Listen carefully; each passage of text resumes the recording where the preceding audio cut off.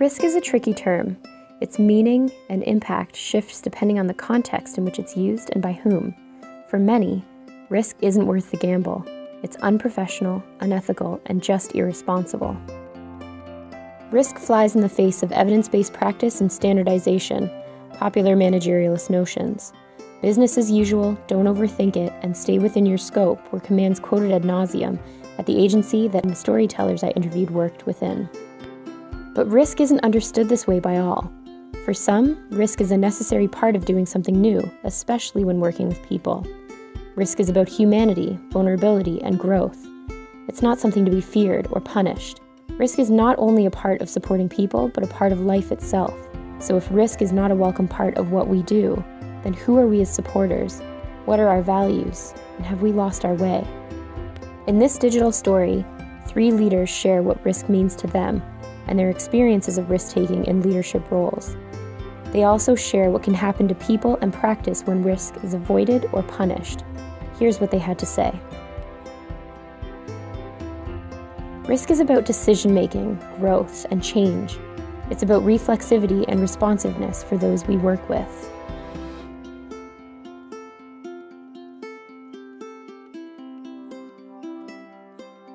Risk is the nature and the joy of our work.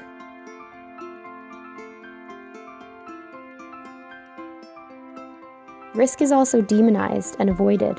Professionalization, standardization, evidence-based practice, and cultures of fear and risk aversion are the walls we put up to attempt to contain risk.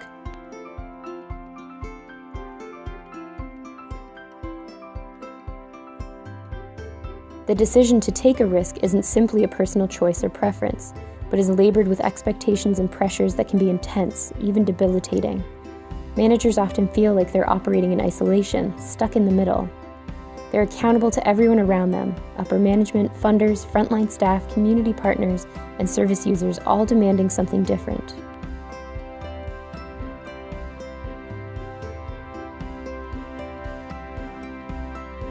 Managers are tasked with bridging the gap between the ins and outs of service and how service should be, according to all of the various stakeholders, all while operating with extremely limited time and resources. Managers, like frontline staff, are also often faced with a lack of autonomy, citing experiences of punitive policies, micromanagement, and complete distrust from those around them.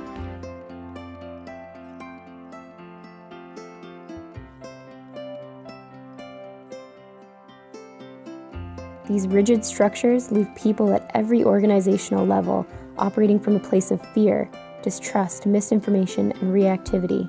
People lose sight of each other and their purpose when risk avoidance is prioritized.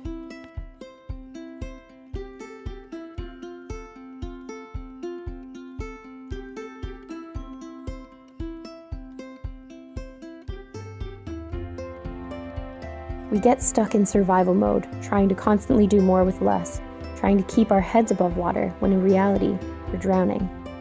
Our fears, fear of failure, disappointment, doing harm, being used as an example, becoming a target, or losing your livelihood, paralyze us and further disconnect us from one another.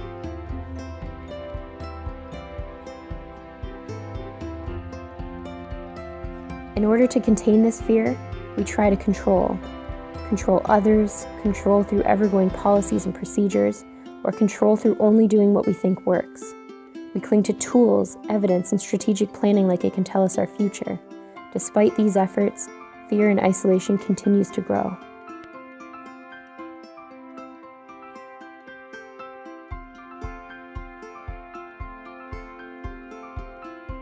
We can relearn humanistic ways of working with each other by choosing different ways of being and taking risks together.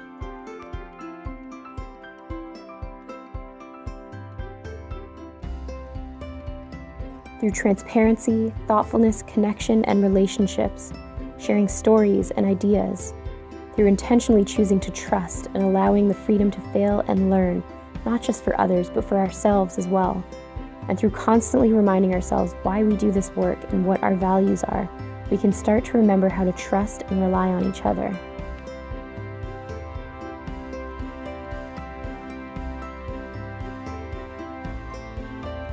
This is no small task. It would take time, intention, and most of all, risk.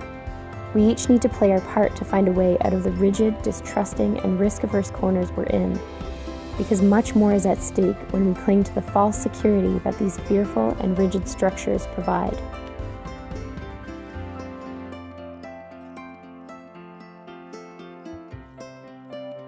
So trust in each other. Make room for autonomy and responsibility.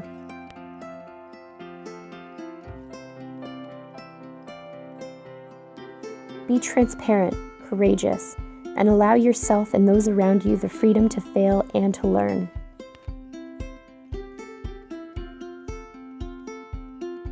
Together, we can bring out the spirit, creativity, and passion that exists in others and in ourselves.